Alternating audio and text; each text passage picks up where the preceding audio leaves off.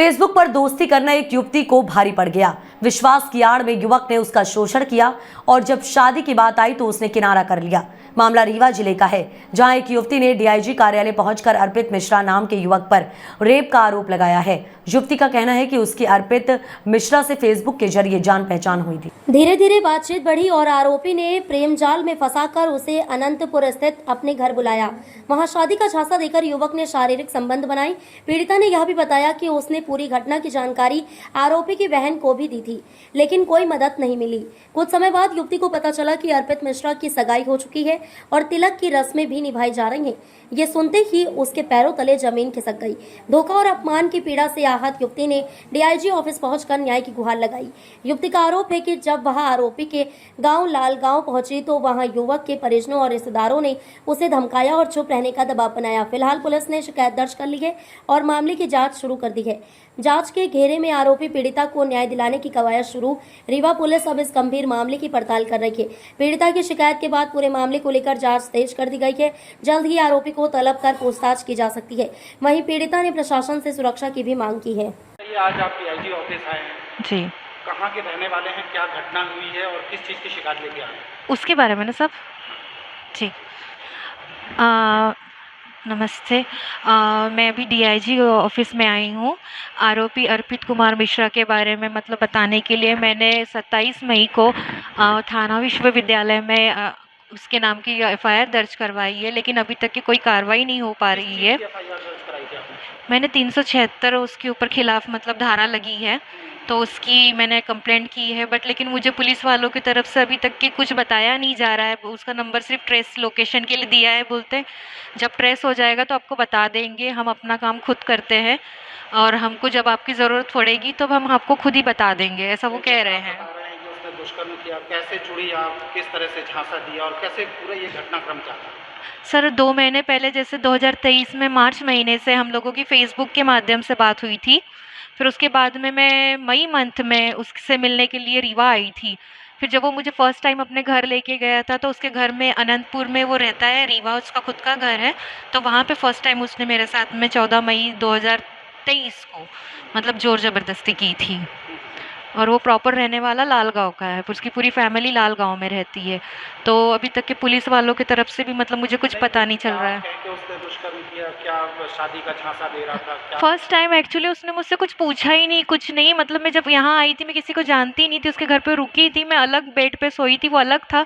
अचानक से वो मतलब उठ कर आ गया रात में और मतलब वो स्टार्ट हो गया और मतलब मैं एकदम बहुत डर गई थी और उसने आजू-बाजू में मतलब चिल्लाने से भी मना कर दिया था, सब रिश्तेदार रहते तो थोड़ा-सा घबरा गई थी। पर मतलब मैंने ये किया था अपने आप को बचाने की कोशिश, पर लेकिन मैं बहुत चिल्लाई नहीं क्योंकि मैं भी खुद डर गई थी कि मतलब मैं उसके घर गई हूँ, तो लोग मुझे ही गलत कहेंगे।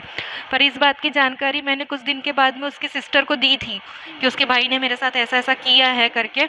तो उसने मुझसे कहा था कि लड़का कोई भी हो, मेरा भाई क्यों ना हो, बोले आप उनके घर जाएगी तो वो अकेले देखेगा तो ये सब चीज़ें करेगा ही। और मेरे पेरेंट्स को पता चल जाएगा तो वो दोनों को जान से मार देंगे, तो इसके डर के मारे में मतलब किसी को फिर बताई ही नहीं। पर उनकी सिस्टर को ये सूचना दी थी मैंने।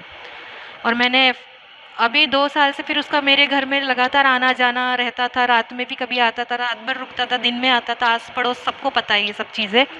और उसी के वजह से मतलब मुझे घर खाली करना पड़ता था क्योंकि वो आता-जाता था। वो आपको शादी के आश्वासन दे जी, रहा था? जी, जी, जी। उसने हमेशा मुझसे ये कहा था कि मुझे आपसे शादी करने में कोई आपत्ति नहीं है और आप मुझे मतलब इतना मेरे प्रोग्राम को की समझती है, तो आपसे शादी करके तो मतलब मुझे बेनिफिट ही है कि मतलब आपके साथ करूँगा शादी तो अच्छा रहेगा, ये सब चीज़ें कहता रहता फिर था। आप दोनों के बीच में अचानक ऐसी कौन सी चीज़ें निकल के सामने आई कि दूरियां बढ़ गई और मामला थाने तक पहुंच गया? सर 2 साल तक ऐसा कभी कुछ नहीं हुआ। उसकी जब शादी जुड़ी अभी तो जैसे मई मंथ में ये चीज़ें हुई, तो उसमें थोड़ा-सा परिवर्तन आने लगा कि वो बार-बार गाँव जाना और मुझसे मतलब जैसे हमेशा हर चीज़ शेयर करता था, अब बताता नहीं था। तो मुझे एक डाउट सा हो रहा था कि कुछ तो बात है जो मुझे वो बता नहीं रहा है करके। तो मैंने बाहर से मतलब जो भी संगीत फ़ील्ड से हमारे जुड़े हुए लोग थे, तो सबसे कॉल करके पूछने की कोशिश की, पर उसने सबको बता के रखा था ये चीज़ कि मुझे ना बताया जाए करके। पर लेकिन मैंने बहुत इंक्वायरी करने के बाद बाहर से जैसे मैरिज गार्ड गार्डन वगैरह से मुझे थोड़ा सा पता चला, तो डेट कंफर्म हुई मुझे कि मतलब 26 तारीख का उसका तिलक है लाल गाँव में उसके, और 5 जून की शादी है कृष्णा गार्डन में रीवा से।